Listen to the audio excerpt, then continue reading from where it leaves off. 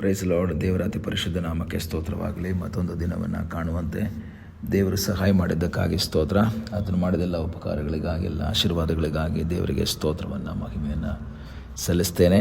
ಇಂದಿನ ವೇದ ಅಧ್ಯಯನಕ್ಕಾಗಿ ಒಂದು ವಾಕ್ಯವನ್ನು ಓದಿಕೊಳ್ಳೋಣ. ನ್ಯಾಯಸ್ಥಾಪಕರುಗಳ ಪುಸ್ತಕ 11ನೇ ಅಧ್ಯಾಯ 39ನೇ ವಾಕ್ಯ. 2 ತಿಂಗಳು ಕಳೆದ ನಂತರ ಆಕೆಯು ತಿರುಗಿ ತಂದೆಯ ಹತ್ತಿರ ಬರಲು ಅವನು ತನ್ನ ಹರಕೆಯನ್ನು ತೀರಿಸಿದನು. ದೇವರ ವಾಕ್ಯವನ್ನು ಕಲಿಯುವಾಗ ಅನೇಕ ನ್ಯಾಯಸ್ಥಾಪಕರುಗಳ ಕುರಿತಾಗಿ ನಾವು ಕಲಿತೇವೆ. ಅದರಲ್ಲಿ ಯೆಫ್ತಾಹ ಎಂಬ ಒಬ್ಬ ವ್ಯಕ್ತಿ ಸಹ ಇರ್ತಾನೆ. ಅವನು ಗಿಲ್ಯಾದ್ಯನಾದ ಯೆಫ್ತಾಹನು ಮಹಾಪರಾಕ್ರಮಿಯಾಗಿದ್ದನು. 11ನೇ ಅಧ್ಯಾಯದಲ್ಲಿ ಯೆಫ್ತಾಹನನ್ನು ಕುರಿತು ದೇವರ ಸನ್ನಿಧಾನದಲ್ಲಿ ನಾವು ನೋಡ್ತೇವೆ. ಅವನು ದೇವರನ್ನು ನಂಬಿದಂತಹ, ದೇವರಿಗೆ ವಿಧೇಯನಾಗಿ ಜೀವಿಸ್ತಾ ಇದ್ದಂತಹ ಒಬ್ಬ ವ್ಯಕ್ತಿಯಾಗಿದೆ. ಅಮ್ಮೋನ್ಯರು ಇಸ್ರಾಯೇಲರಿಗೆ ವಿರುದ್ಧವಾಗಿ ಕಾರ್ಯಗಳನ್ನು ಮಾಡುವಾಗ, ಯುದ್ಧ ಮಾಡುವಾಗ ದೇವರು ಯೆಫ್ತಾಹನನ್ನು ಅವರಿಗೆ ವಿರುದ್ಧವಾಗಿ ಕಳುಹಿಸಿ ಅವನ ಮೂಲಕ ಜಯ ಕೊಟ್ಟಿದ್ದನ್ನು ಈ 11ನೇ ಅಧ್ಯಾಯದಲ್ಲಿ ನಾವು ನೋಡ್ಬೋದು. ಆದರೆ ಇಲ್ಲಿ ಅವನು ಅಮ್ಮೋನ್ಯರ ಮೇಲೆ ಯುದ್ಧಕ್ಕೆ ಹೋಗುವಂಥ ಸಮಯದಲ್ಲಿ ದೇವರ ಸನ್ನಿಧಾನದಲ್ಲಿ ಒಂದು ಒಡಂಬಡಿಕೆಯನ್ನು ಅಥವಾ ಹರಕೆಯನ್ನು ಮಾಡಿಕೊಳ್ತಾನೆ. ದೇವರ ಸನ್ನಿಧಾನದಲ್ಲಿ ಅವನು ಪ್ರಾರ್ಥನೆ ಮಾಡ್ತಾನೆ. 30ನೇ ವಾಕ್ಯದಲ್ಲಿ, ನೀನು ಅಮ್ಮೋನ್ಯರನ್ನು ನನ್ನ ಕೈಗೆ ಒಪ್ಪಿಸುವುದಾದರೆ, ಅಂದರೆ ಅಮ್ಮೋನ್ಯರಿಗೆ ವಿರುದ್ಧವಾಗಿ ನಾನು ಯುದ್ಧಕ್ಕೆ ಹೋಗ್ತಾ ಇದ್ದೀನಿ, ನಾನು ಯುದ್ಧಕ್ಕೆ ಹೋಗಿ ನಾನು ಯುದ್ಧ ಮಾಡಿ ಜಯಶಾಲಿಯಾಗಿ ನಾನು ಬರೋದಾದರೆ, ಅಥವಾ ಅವರನ್ನು ನನಗೆ ಒಪ್ಪಿಸೋದಾದರೆ, ನಾನು ಸುರಕ್ಷಿತವಾಗಿ ಮನೆಗೆ ಬರಬೇಕಾದ್ರೆ ನಿನಗೆ ಒಂದು ಗಿಫ್ಟನ್ನು ಕೊಡ್ತೇನೆ. ಏನು ಗಿಫ್ಟ್ ಕೊಡ್ತೇನೆ? ಮೊದಲು ಯಾವ ಪ್ರಾಣಿ ನನ್ನನ್ನು ಎದುರು ನೋಡೋದಕ್ಕೆ ಬರುತ್ತೋ ಅದು ನಿನಗೋಸ್ಕರ ಹೋಮ ಮಾಡ್ತೀನಿ. ಯಾರು ಬಂದರೂ ಸರಿ, ಯಾವುದು ಬಂದರೂ ಸರಿ, ನಾನು ಅದನ್ನು ನಿನಗಾಗಿ ಹೋಮ ಮಾಡ್ತೇನೆ ಅಂತ ಒಂದು ಡಿಸಿಷನ್ ತಗೊಳ್ತಾನೆ. ಅನೇಕ ಸಂದರ್ಭಗಳಲ್ಲಿ ಹರಕೆ ಮಾಡೋದರಲ್ಲಿ ದೇವರ ಮಕ್ಕಳು ಕೆಲವರು ಬಹಳ ಜಾಣರು. ಕೆಲವು ಟೈಮ್ಗಳಲ್ಲಿ ದೇವರೇ ನನಗೆ ನೀನು ಕೆಲಸ ಕೊಡೋದಾದರೆ ನಾನು ದಶಭಾಗ ಕೊಡ್ತೀನಿ, ನನಗೆ ಸಹಾಯ ಮಾಡೋದಾದರೆ ನಾನು ನಿನಗೆ ಇಷ್ಟು ರೂಪಾಯಿ ಕೊಟ್ಬಿಡ್ತೀನಿ, ನನಗಿಷ್ಟು ಸಾಲ, ನನಗಿಷ್ಟು ಹಣ ಸಿಗೋದಾದರೆ ನಾನು ಇಷ್ಟು ರೂಪಾಯಿ ಕೊಟ್ಬಿಡ್ತೀನಿ. ಒಂದು ರೀತಿಯಲ್ಲಿ ಹರಕೆಗಳು ಹಳೆ ಒಡಂಬಡಿಕೆ ಕಾಲದಲ್ಲಿ ಮಾಡೋದನ್ನು ನಾವು ನೋಡ್ಬೋದು. ಯಾಕೋಬ ಮಾಡ್ತಾನೆ, ನೀನು ನನ್ನನ್ನು ಪುನಃ ತಂದೆ ಮನೆಗೆ ಸೇರಿಸಿ ನನಗೆ ಬೇಕಾದೆಲ್ಲವನ್ನು ಕೊಡೋದಾದರೆ ನಾನು ಈ ಸ್ಥಳವನ್ನು ದೇವಾಲಯವನ್ನಾಗಿ ಮಾಡ್ತೀನಿ ಮತ್ತು ನನಗೆ ಸಿಗುವಂಥ ಎಲ್ಲದರಲ್ಲಿ 10ರಲ್ಲೊಂದು ಪಾಲು ಕೊಡ್ತೇನೆ. ಇದೆಲ್ಲ ಒಂದು ರೀತಿಯಲ್ಲಿ ಸರಿ ಆಗಿದ್ದರೂ ಮತ್ತೊಂದು ರೀತಿಯಲ್ಲಿ ನೋಡೋದಾದರೆ ದೇವರಿಗೆ ನಾವೇನು ಮಾಡ್ತೀವಿ, ಕಂಡೀಷನ್ ಹಾಕುವಂತಹ ರೀತಿಯಲ್ಲಿ ಆಗುತ್ತೆ.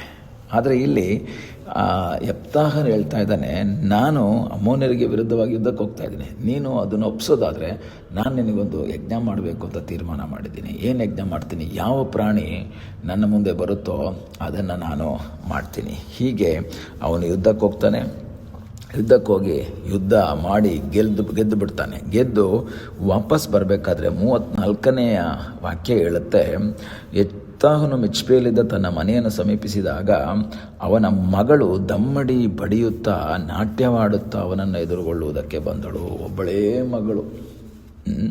ಒಬ್ಬಳೇ ಮಗಳಾದಂತಹ ಅವಳು ಓಡಿ ಬರ್ತಾ ಇದ್ದಾಳೆ. ಅಪ್ಪ ಜಯಶಾಲಿಯಾಗಿ ಬಂದಿದ್ದಾನೆ. ಜಯವೀರನಾದ ಅಪ್ಪನನ್ನು ಎದುರುಗೊಳ್ಳುವುದಕ್ಕಾಗಿ ಪ್ರೀತಿಯ ಒಬ್ಬಳೇ ಮಗಳು ಓಡಿ ಬರ್ತಾ ಇದ್ದಾಳೆ. ಕಾರಣ, ಅಪ್ಪ ಮಾಡಿಕೊಂಡಿರುವಂತಹ ತೀರ್ಮಾನ ಮಗಳಿಗೆ ಗೊತ್ತಿಲ್ಲ. ಬೇರೆ ಯಾವುದಾದ್ರೂ ಒಂದು ಪ್ರಾಣಿ ಬಂದರೆ ಅದನ್ನು ಮಾಡಬಹುದು, ಆದರೆ ಮಗಳೇ ಬರ್ತಾಳೆ ಎಂಬುದನ್ನು ಯೆಫ್ತಾಹ ಎಕ್ಸ್ಪೆಕ್ಟ್ ಮಾಡೇ ಇರಲಿಲ್ಲ. ನಾವಾಗಿದ್ದಿದ್ರೆ ಏನು ಹೇಳ್ತಿದ್ವಿ? ಸಾರಿ ದೇವರೇ, ಒಬ್ಬಳೇ ಮಗಳಿದ್ದಾಳೆ, ಬೇರೆ ಯಾವುದಾದ್ರೂ ಕೊಟ್ಬಿಡ್ತೀನಿ, ಕ್ಷಮಿಸ್ಬಿಡಿ, ಮಗಳಿಗೆ ಬದಲಾಗಿ ಬೇರೆ ಏನನ್ನೋ ಕೊಟ್ಬಿಡ್ತೀನಿ ಅಂತೆಲ್ಲ ಹೇಳ್ತಿದ್ದ. ಆದರೆ ಯೆಫ್ತಾಹ ಅವನು ಮಾಡಿದಂತಹ ತೀರ್ಮಾನವನ್ನು ಅವನು ನೆರವೇರಿಸುವುದಕ್ಕಾಗಿ ತೀರ್ಮಾನ ಮಾಡ್ತಾನೆ. ಅವನು ಆಗ ಮಗಳಿಗೆ ಹೇಳ್ತಾಳೆ, ಮಗಳೇ, ನಾನು ಈ ಥರ ತೀರ್ಮಾನ ಮಾಡಿಬಿಟ್ಟಿದ್ದೀನಿ. ಆ ಮಗಳು ಸಹ ವಿಧೇಯಳಾದಂತಹ ಮಗಳು. ಆಯಿತು ಪಪ್ಪ, ನೀವು ಅದನ್ನು ನೆರವೇರಿಸಿ, ಆದರೆ 1-2 ತಿಂಗಳು ನನ್ನ ಸಖಿಯರ ಸಹಿತವಾಗಿ ಹೋಗಿ ಗೋಳಾಡ್ಬಿಟ್ಟು ನಾನು ಬರ್ತೀನಿ ಅಂತ ಹೇಳ್ತಾಳೆ. ಹೋಗಿ ವಾಪಸ್ ಬರ್ತಾಳೆ. ಬಂದಾಗ ಅವನು ಆ ಮಗಳನ್ನು ದೇವರ ಸನ್ನಿಧಾನದಲ್ಲಿ ಯಜ್ಞ ಮಾಡಿ ಅವಳನ್ನು ಹೋಮ ಮಾಡಿ ಹರಕೆಯನ್ನು ತೀರಿಸ್ತಾನೆ. ಪ್ರಿಯ ದೇವರ ಮಕ್ಕಳು, ಇದರಿಂದ ನಾವೇನು ಅರ್ಥ ಮಾಡ್ಕೋಬೋದು? ದೇವರ ಸನ್ನಿಧಾನದಲ್ಲಿ ಒಂದು ತೀರ್ಮಾನ ಮಾಡಿದ್ರೆ ಅಟ್ ಎನಿ ಕಾಸ್ಟ್. ಸಮಸ್ಯೆ ಏನೇ ಇದ್ದರೂ ಸಹ ಅದನ್ನು ನಾನು ಮಾಡುವುದಕ್ಕೆ ತಯಾರಾಗಬೇಕು. ನಾನು ತೆಗೆದುಕೊಂಡಂತಹ ತೀರ್ಮಾನವನ್ನು ನೆರವೇರಿಸುವುದಕ್ಕೆ ನಾನು ತಯಾರಾಗಬೇಕು. ಕೆಲವು ಸಂದರ್ಭಗಳಲ್ಲಿ ನಾವು ತೀರ್ಮಾನವನ್ನು ತಗೊಳ್ಳೋದ್ರಲ್ಲಿ ಬಹಳ ಜಾಣರು ನಾವು, ಆದರೆ ನೆರವೇರಿಸುವುದಕ್ಕೆ ನಾವು ಹಿಂದೆ ಮುಂದೆ ನೋಡ್ತೀವಿ. ಆವಾಗ ನಾವು ಅನೇಕ ರೀತಿಯ ಕುಂಟು ನೆಪಗಳನ್ನು ಹೇಳಿ, ದೇವರೇ ನಾನು ಮಾಡೋಣ ಅಂತ ಇದ್ದೆ ಆದರೆ ಆಗಲಿಲ್ಲ ದೇವರೇ, ಅದು ಹೀಗಾಯಿತು, ಅದು ಹಾಗಾಯಿತು, ಹೀಗೆ ಏನೇನೋ ಹೇಳಿ ತಪ್ಪಿಸಿಕೊಳ್ಳುವಂತಹ ಅನುಭವವನ್ನು ನಾವು ನೋಡ್ತೀವಿ. ಆದರೆ ದೇವರು ಇಷ್ಟಪಡುವಂಥದ್ದೇನು ಅಂದರೆ, ನಾನು ಹೇಳಿದ್ದನ್ನು ನಾನು ಮಾಡುವುದಕ್ಕೆ ತಯಾರಾಗಬೇಕು. ಏನೇ ಸಂದರ್ಭ ಬರಲಿ, ಎಷ್ಟೇ ಸಮಸ್ಯೆಗಳು ಇಕ್ಕಟ್ಟುಗಳು ಬಂದರೂ ಸಹ ನಾನು ತೆಗೆದುಕೊಂಡಂತಹ ಆ ತೀರ್ಮಾನವನ್ನು, ನಾನು ಹೇಳಿದಂತಹ ಆ ಕಾರ್ಯಗಳನ್ನು ಮಾಡುವುದಕ್ಕೆ ನಾವು ತಯಾರಾಗಬೇಕು. ಅದು ದೇವರು ನಮ್ಮಿಂದ ಮೆಚ್ಚುವಂತಹ ಒಂದು ಕಾರ್ಯವಾಗಿದೆ. ಅದಕ್ಕೆ ದೇವರು ನಮಗೆ ಸಹಾಯ ಮಾಡಲಿ.